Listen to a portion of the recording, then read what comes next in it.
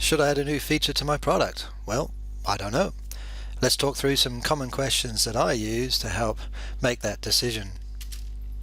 First up, do they really want it? And how do you know they want it, and what do they say? And will they really use it? I'm talking about your customer here.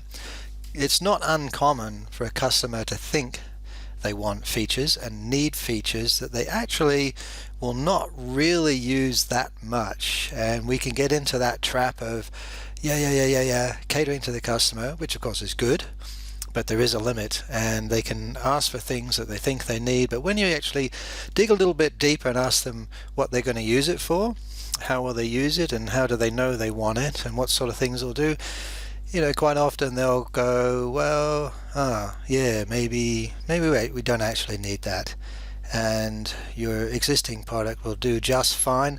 And then down the track, if they do need it, well, then you can have the discussion again and decide whether you really need to add it. So okay, assuming you've decided they do really want it, what next? What are the costs and what are the benefits? Basically the pros and the cons, the costs and the benefits, and it helps to see these down on paper, not just in your head. Work with your team, work with your group, put them on paper, put them on the whiteboard, and it can make it incredibly clearer to you whether you should proceed. So let's have a look at them, the costs first. I mean, obviously, how much to add it? How much time? Time's important, don't forget too, because you cannot buy more time. It's the one thing you cannot buy more of in life. So if you lose a week, you lose a month, you cannot regain that time that you could have been using somewhere else. For example, will we lose paying work? And if you're in a critical situation in your business with cash flow or bills coming up, losing a week, losing a month, sometimes even more. Some people spend 6 months to a year working on new features. What could you have done with that time if it was paid?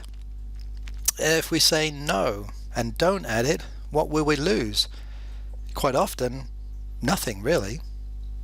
And is it in the budget? That's another good question. And it helps if you do have a business where you're producing products with features, it's almost essential to have a budget in mind of how much you can spend each year, depending on your revenue, how much you can spend each year on adding new features. Because yes, definitely important to keep innovating, stay ahead of the competition, but obviously there's a limit. There's a limit in terms of dollars and time that you've got to do that. So it does help to set a budget. At least it's a good starting point.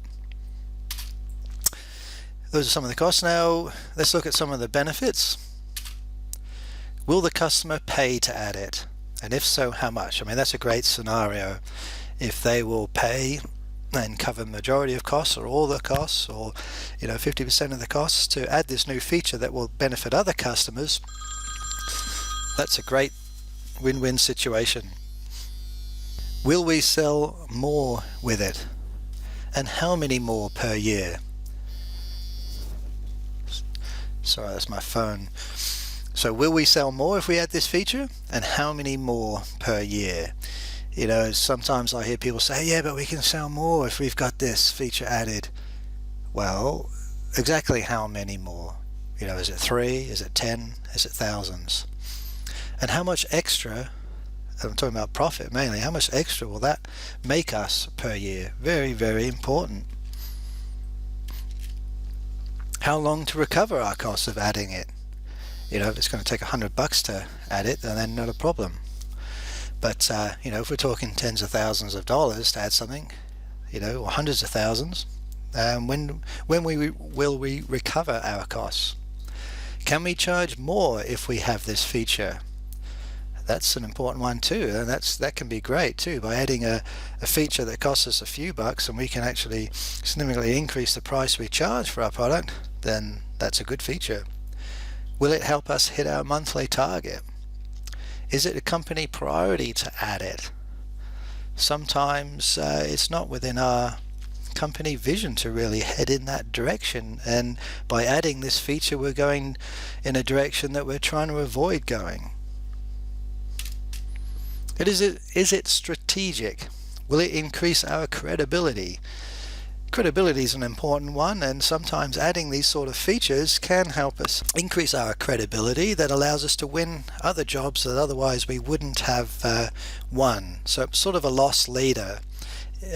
For example, in some situations you need this product and it's not going to necessarily make you a lot of money, but it creates credibility in a certain industry that people then come to you, or you can win jobs that really do make some big bucks. Because without it, you wouldn't have had the credibility to be able to prove that you could make such a product or such a feature. Then my favorite, will it knock the competition out of the water? If the answer is yes, well then, I strongly recommend doing it. I'm always looking for that feature, that product that will knock the competition out of the water. It's a real game changer.